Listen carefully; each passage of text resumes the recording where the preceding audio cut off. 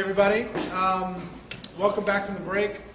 I asked an old and dear friend and veteran of the network marketing profession to come over. His name is Todd Smith. This is Todd. He is a local.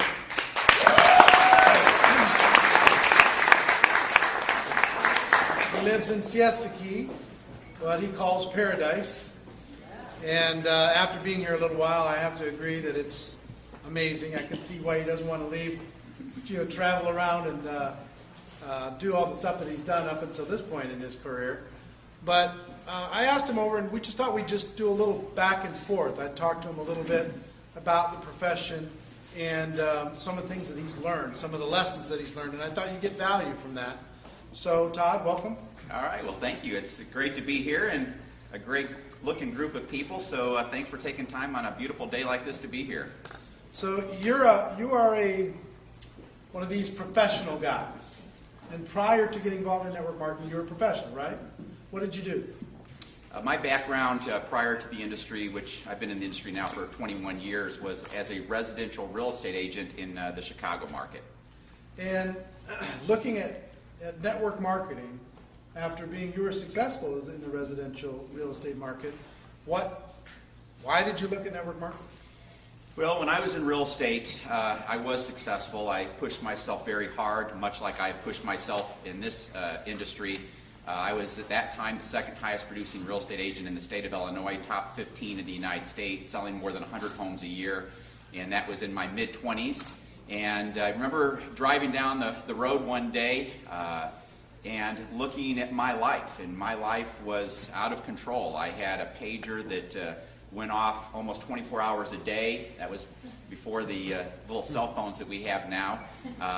And it just, it was such that I couldn't even go on a date with my wife on a Friday night without getting out of, done with the date and having 15 messages and 3 offers that need to be presented. And the same was true on Sundays, which has always been my family day. And I just said, is this how I want to live the rest of my life?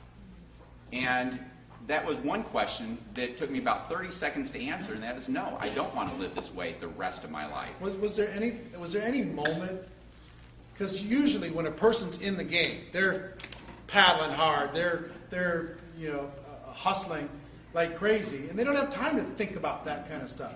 Was there something that happened that led you to that 30-second conversation in your head? Nothing that I can specifically recall that occurred, but something did occur because 30 days earlier I had been approached by somebody on the same company that I ended up joining, but I had no interest at that time. So when we talk about timing in one's life, 30 days earlier I had no interest. So I don't know exactly what happened. It's been a long time, and I don't remember a lot after 20 years. Stressful. Yeah, there must have been some stress going on. Yeah, and just probably some fights at home and stuff like that from working all the time. Right. So you finally decided, you said, okay, I've got to do something. And then what were your options? When you started to look at options, what was your list of options to make a change?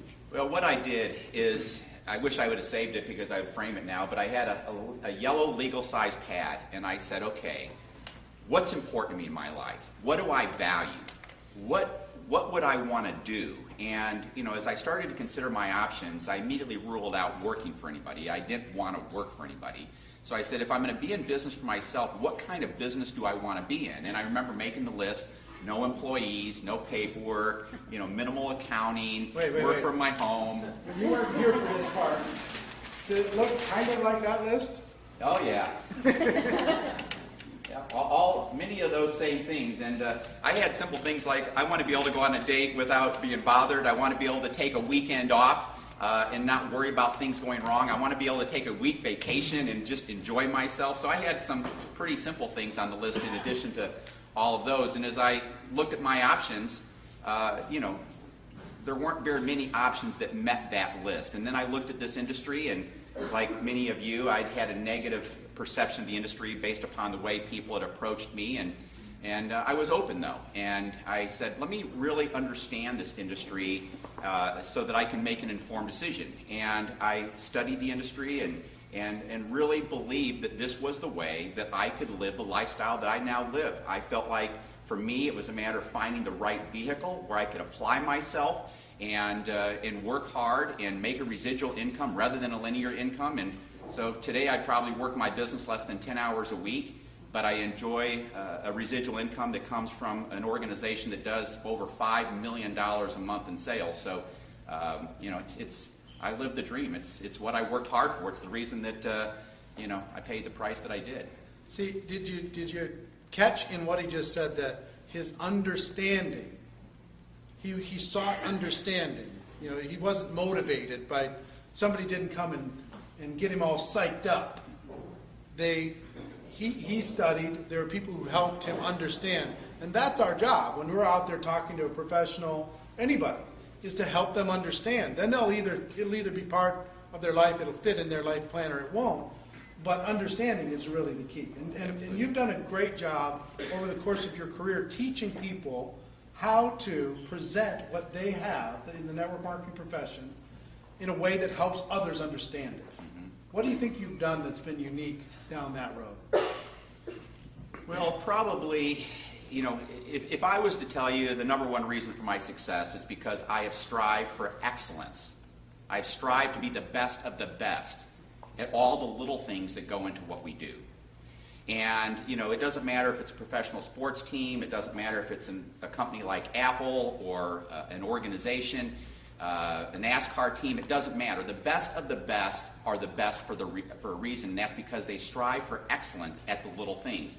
And just like Eric talking about how to invite today, it's all about increasing your percentages. It's all about, what can I do to have the highest percentage of people that I call agree to take a look at my business or agree to take a look at my products. And it's about making little refinements in what you say that improve your results. And that's just, we can take a look at each of the elements of the business, from the invitation to the presentation to the follow-up call to the three-way call to, asking for a decision, to getting your people started, to helping them build successful businesses, to helping them develop as leaders. It's all about the little things that make people exceptional in this business. And what I have learned is that when you strive for excellence at these little things, when you push yourself to be the best of the best at these little things, everybody in your organization is watching you. And so first of all, you're leading by example because your people will do what you do, not what you say.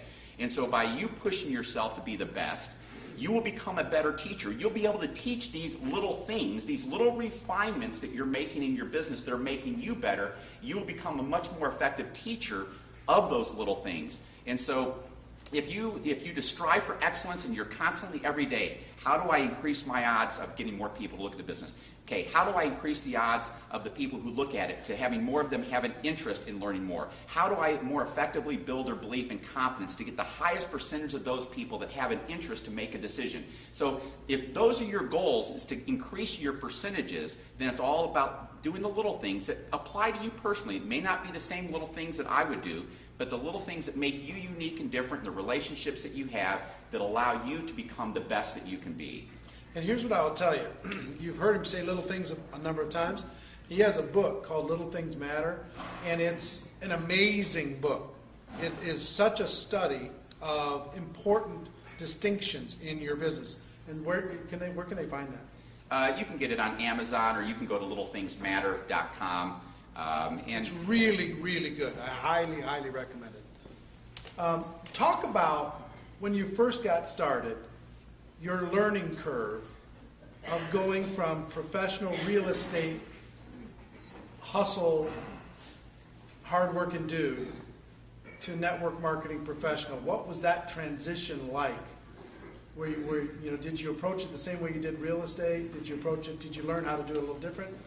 Well, first of all, I've learned that if you want to be successful at anything, the smartest thing you can do is to learn from those who've been successful. And so I have learned that over and over again in my life, everything from coaching, my children in sports to hiring professional athletes that can help teach those little refinements, those little fundamentals. So the first thing I did when I came into this industry is I was coachable. Even though I did... That's not usually an attribute of the super salesperson. They're usually the other way. It's just like, look, let me show you how to do this fast. You got this silly little thing. I'll bring all my skills and all my abilities, and you don't know who you're talking to. kind of which is why I'm making this point. Yeah, it's rare Yeah. what you're doing right now, or what you did. And it was a key to my success, because if I had come into this thinking I knew it all when I didn't know anything, then that would have been stupid, right? I mean, I'd have been applying thoughts that don't work to something that I've never done before. So, the first thing I did is I said, okay, I want to learn this industry. I want to learn what makes people successful in this industry. I want to learn what makes them the best of the best. And so, kind of like when I got started as a real estate agent, I identified the #1 selling real estate agent in the country. He lived in Colorado. I flew out there. I spent a day with him. The same type of thing I did here. When I got started in this industry, I flew to Utah, and I met with 3 different people that were making over $500,000 a month in this industry, and asked them the questions that I needed to have answered to understand what I needed to do to be great at what I was doing. And so, I was coachable. I was brought in by a sponsor that was a very good coach. And I remember him asking me, Todd, are you coachable? And I said, yes. And he said, are you going to waste my time? And I said, no. And good questions to ask, by the way. Yeah. Good questions to ask, even if you're just getting started, when you bring in a new person. And so are you coachable? You're going to waste my time. Great questions, good posture questions. And so he coached me, and I followed his coaching. And he was fortunately somebody who strived for excellence at what he was doing, so I was able to learn the little things from him. And it made a huge difference. I mean, I had an organization of more than 1,600 people within 4 months after having never been in this industry before. And it was. How many did you personally sponsor? In the first months? In the first week, I sponsored 9. The first full presentation that we had, and then I had a smattering of others that joined. We were so focused on getting these people going that I didn't have time to really go and recruit a whole lot more people. Over the course of the first month, was it 15, Probably about 20 people, yeah. 20. I will give you one little observation after 24 years in the profession. The high-income earners sponsor in their first month 15 to 20 people. 15 to 20. Now, the good news for those of you who did not do that is any day you want, you can restart your business and do that again. Today.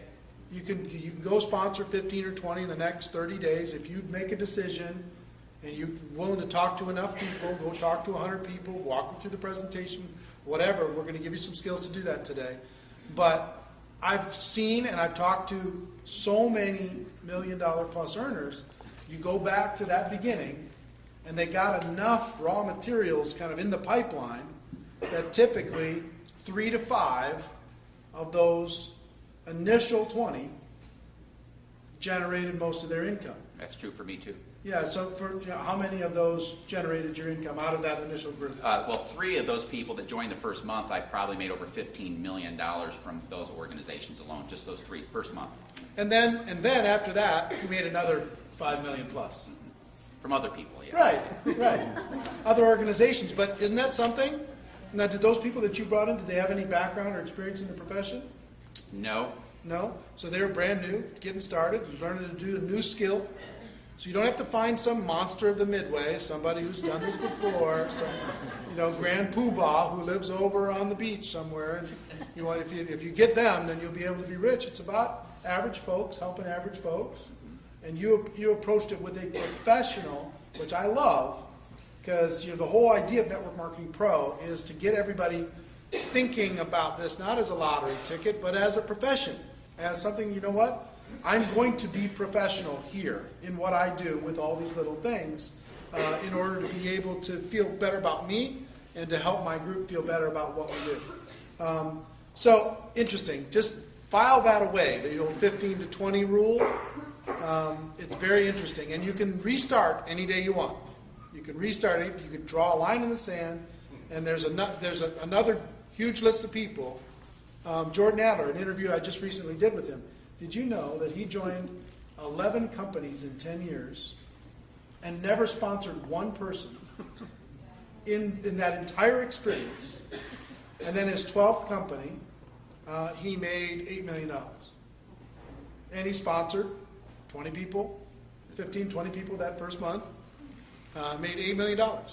Excel, and the Excel went out of business. When you got a product that eventually becomes free, you're going to go out of business. But Excel went out of business, and he joined another company after choosing for a while. He's a professional. Brought in another 20 or so people in that first month, and he's made another $8 million. But just goes to show you, those first 11 experiences that he had didn't define him for the rest of his life. He changed. It wasn't about finding lightning in a bottle. He changed. And, then opportunity added to that. Okay, so you build this, you have this amazing group.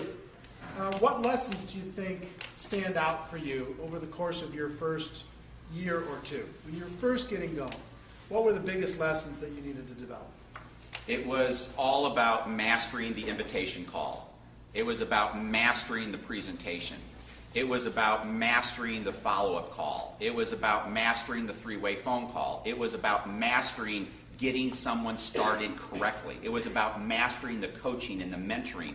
It was doing the basic fundamentals. Go through that list again for those taking notes. So, I kind of look at the business as step by step. My mind just works step by step. So, step one is you invite. And by the way, that is the beginning of the duplication process. A lot of people think that when you sponsor somebody is when the duplication process begins. No, it's when you call them. You're teaching them how to invite. And remember, they will never forget how you invited them. They'll never forget how you presented the business to them. They'll never forget how you followed up with them. They'll never forget the three-way phone call they had. They'll never forget how you got them started. They'll never forget this stuff. It lays the foundation largely into who they become. And so step one is the invitation call. Step two is the presentation. So you invite somebody to a presentation. From there, you're going to determine their interest. If it's a follow-up call, it might be a simple question like, are you open to learning more? My favorite question, are you open to learning more? It's better than are you interested in learning more, because more people are open to learning more than interested in learning more. So it's about these and he's learned the difference with these few little words. Do a few little words matter? They matter a lot. Yeah. I've borrowed some of his best material over the course of my career. One of them is between you and me. Mm-hmm. Just between us, he'll say to somebody, between you and me, what's your real level of interest? And by adding that at the beginning of and people go, well, all right, and then they'll talk to you differently. Or even on the invitation, when you're talking to somebody, it's like just off the record, just between off the record. Yeah, just between you and I, Bob. Off the record. Just between you and I, Bob. How are things really going for you? Because some people will give you, you ask a salesperson how they're doing, they're always going to tell you they're doing great, right? So just off the record, just between us, how are things really going for you? It's amazing.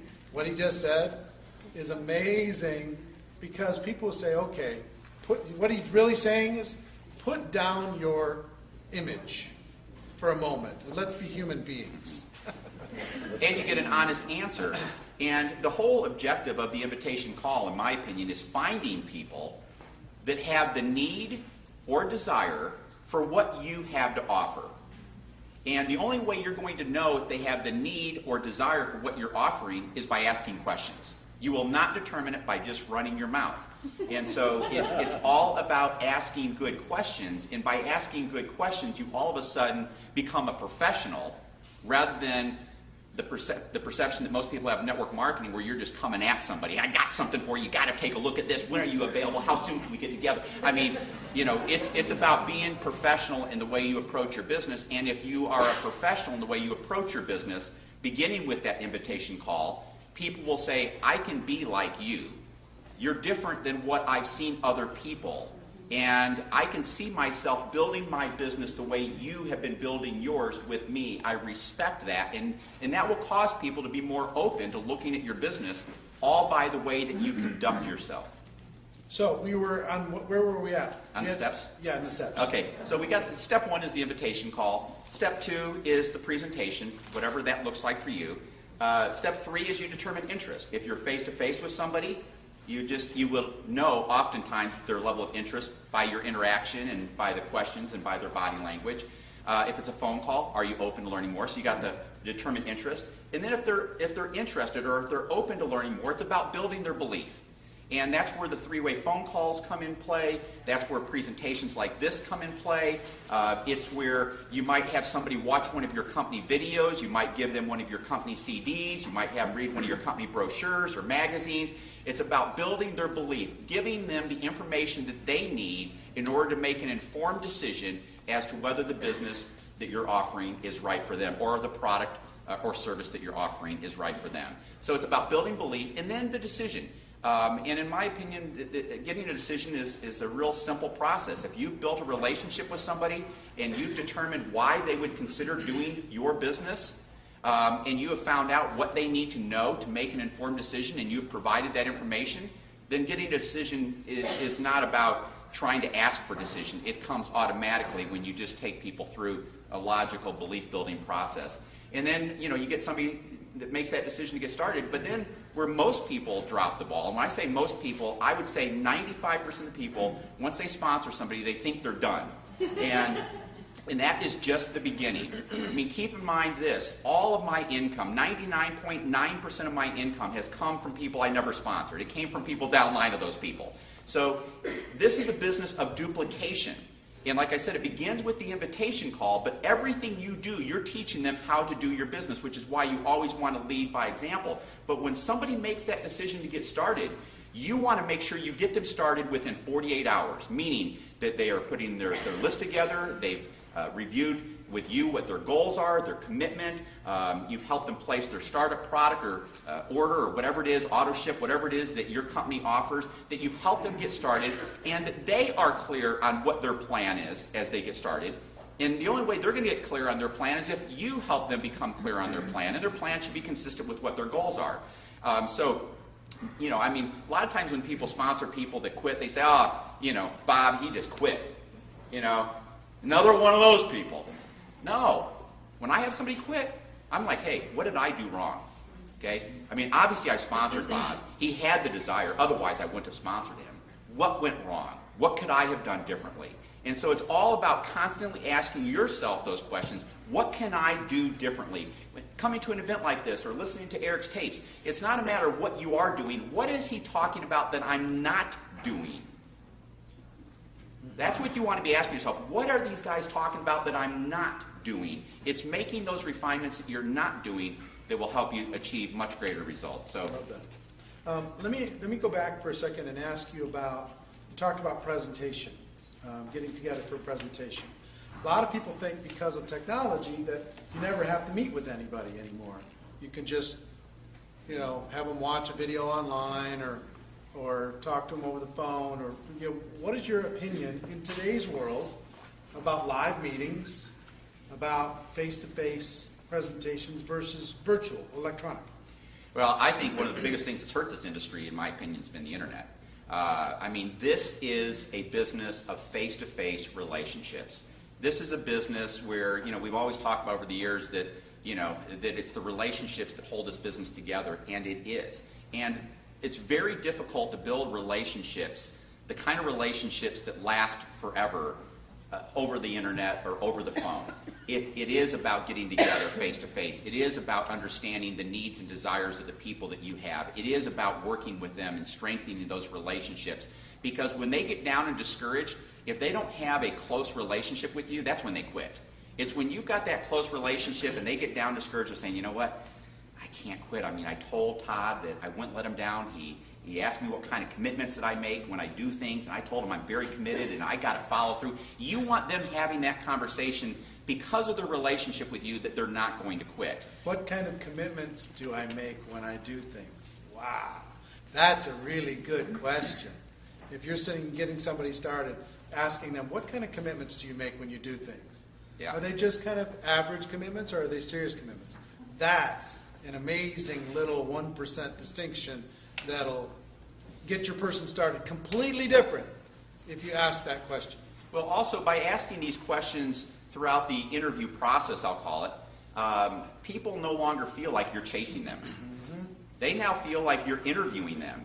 And when people feel like they're being interviewed with the hope of maybe being able to work with you, it completely changes the dynamics of the conversation. But you're serious about that. Right, absolutely. If they don't convince you, you won't sponsor them. Well, because the number one waste of time, without doubt, the number one waste of time is sponsoring the wrong people. It takes 7 hours to sponsor the wrong person. And that's 7 hours of wasted time. Turns into 700. Yeah, it's 7 hours of wasted opportunities.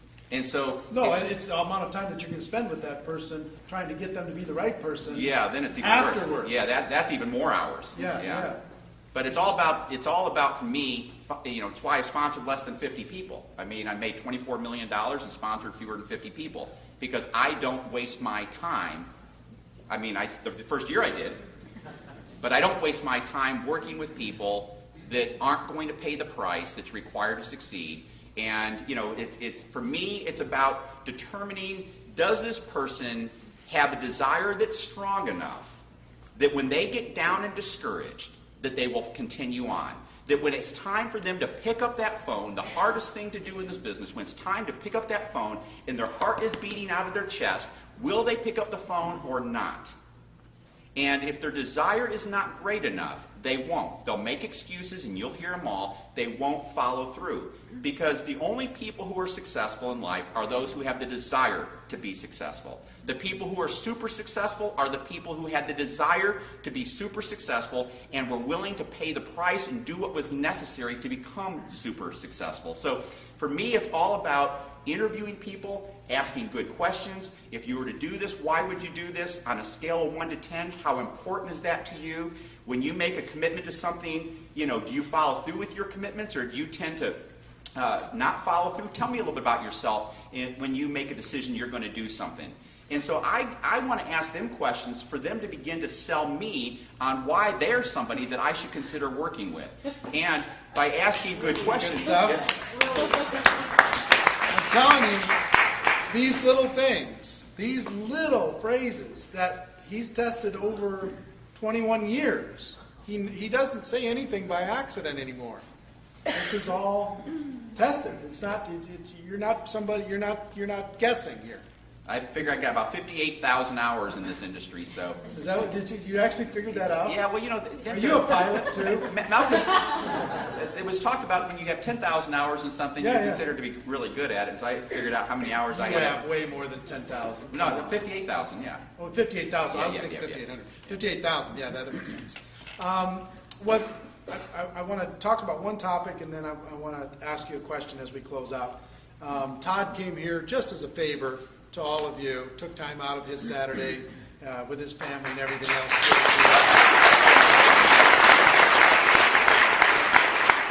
And as a favor to my friend Jules right here. She is so sweet. She is.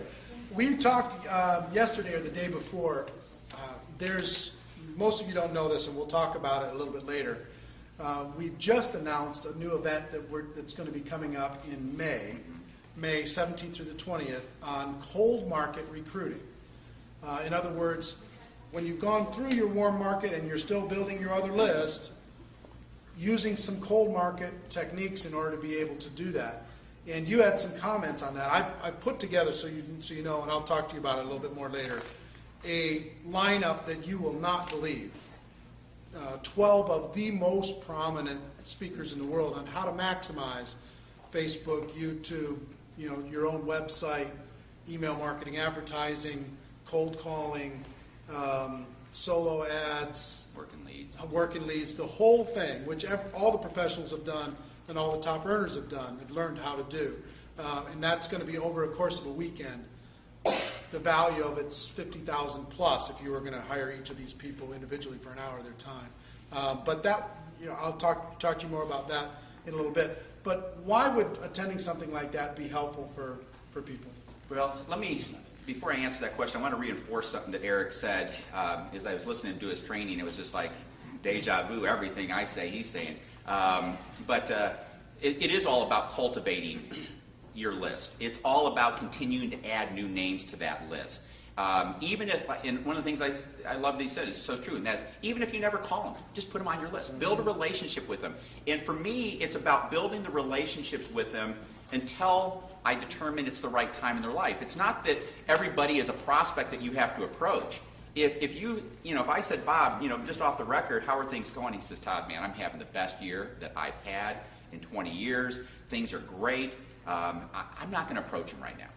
Okay? I'm going to congratulate him. Man, what would you attribute that to? Why do you think you have been so successful and others haven't? So I'm going to show an interest in him, get him talking, and just build that relationship. So first and foremost, you should be constantly adding names to your list. You should constantly be looking at how you can build those relationships with those people, and then look for the right time to approach them. And if you're constantly doing that, hopefully you don't ever have to go into a real cold market recruiting environment. But if you are going to find yourself in that position, and I'm sure many of you probably already are, I think that the session that Eric was telling me about is fantastic. I mean, I think it's so much more valuable than just a session on how to build a network marketing business, because if you can master some methods of building the business in the cold market, just like I said a minute ago, when you learn something, you can teach it. Until you've done something, you can't teach it with credibility.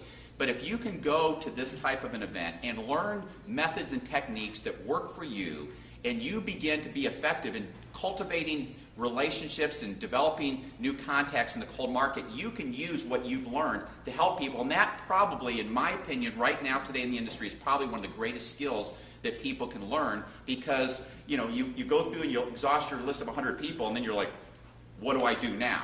So I think, as I told you, I don't think there's any event you've put together that I think is of more value than that event you put together. I agree. The question I want to kind of end with, I want to be respectful of your time, is defining moments. I'm this huge fan of defining moments, and people over the course of my career have had a dozen defining moments. These moments that totally changed everything. Sometimes they come out of crisis, they come out of negative emotional space. Sometimes they're inspirational because you get inspired. Sometimes you get mad and you decide you're going to change something, and your life is never the same. When I'm describing that to you, something probably popped in your head. One or two probably popped into your brain. What would that be? Well, I'm smiling because he asked me this last time, and I didn't have an You answer. don't remember? I didn't. You don't have a defining moment? It was what I was telling you about when I was driving down the street in the car, where I finally reached a point where I said, is this how I want to live the rest of my life?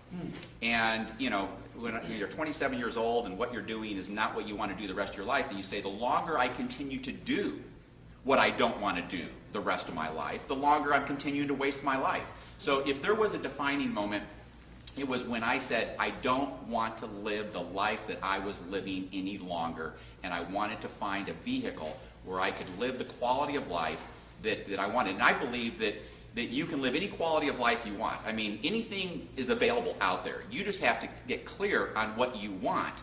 And what I love about this particular vehicle is it's a vehicle that you can get started with virtually no investment, and you can build a residual income that will pay you more money than you can spend if you pay the price, if you apply yourself, if you strive for excellence to be the best of the best. Remember, income follows value.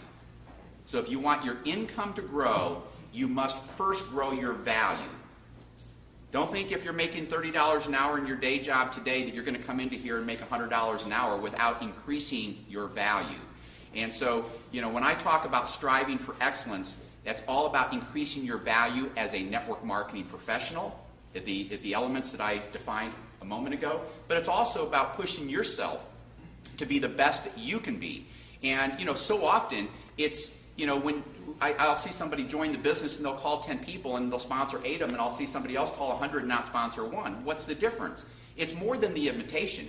It's the relationship that those people have before they ever join the business. The person who, that never returns my phone calls, that never returns my emails, never returns my texts. Now they call me and they want me to look at something. No, thank you. They don't RSVP for the parties that we invite them to, and now I'm going to listen to what you have to say. No, I'm not.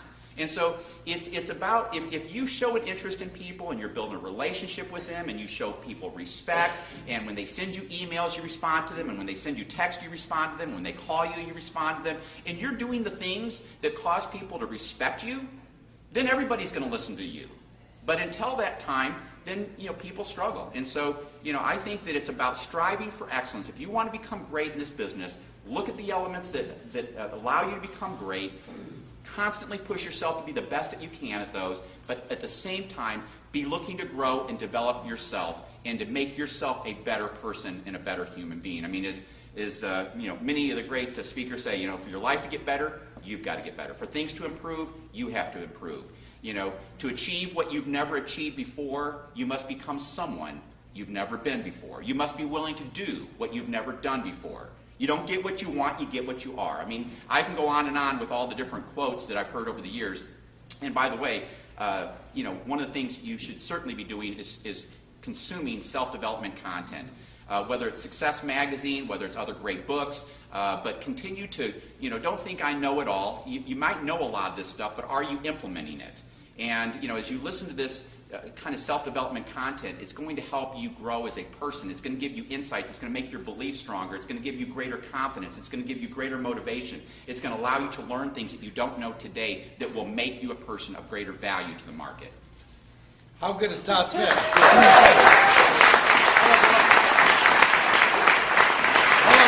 I'm going to give you a chance to do this. This is, if you ever wondered how I do Network Marketing Pro shows, this is my